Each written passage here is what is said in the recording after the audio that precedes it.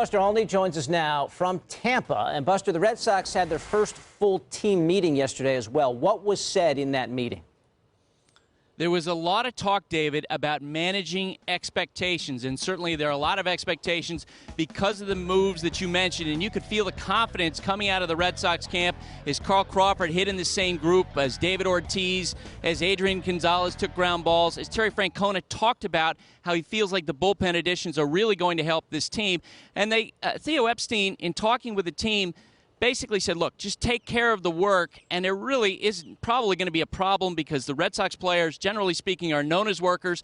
In fact, when we were talking with Dustin Pedroia about these expectations, he kind of deflected questions, and then he said, hey, I don't watch television. Thanks for telling me that. And then he went off to take some extra swings in the cage.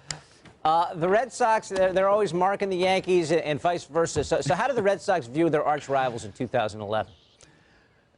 Well, they view the Yankees as the typical Yankees who made the playoffs last year, have made the playoffs 15 of the last 16 years. But an interesting little battle of words is broken out between these two teams the last couple of days. Mark Teixeira yesterday said the Red Sox, who didn't make the playoffs last year, are the favorites. He said the Yankees are the underdogs. Brian Cashman, the Yankees general manager, said the same thing. Terry Francona, the Red Sox manager, said yesterday there's nothing underdogish about the Yankees with their $200 million payroll.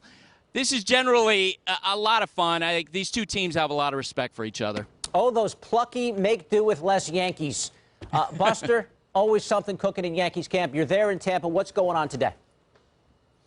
Derek Jeter's going to speak with the media for the first time since his arrival in camp, and he's probably going to address three issues. One, this will be the first time that the media will talk to him since he agreed to sign that contract with the Yankees during the wintertime. And you remember there was some rancor during those negotiations. Two, he's going to be asked about going for 3,000 hits. He's got 74 to go. He'll probably get that if he stays healthy sometime around his 37th birthday. And he's going to be asked a lot about the adjustments in his swing that he's made during this offseason after hitting just 270 last year. All right, a lot to look for there, but there is life beyond the Yankees and the Red Sox. What else you got there, Buster?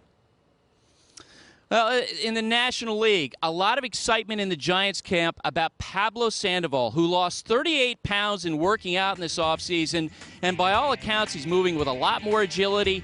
Look, this is a guy who hit .330 2 years ago, so if he gets back to being that type of player, he could really help the Giants.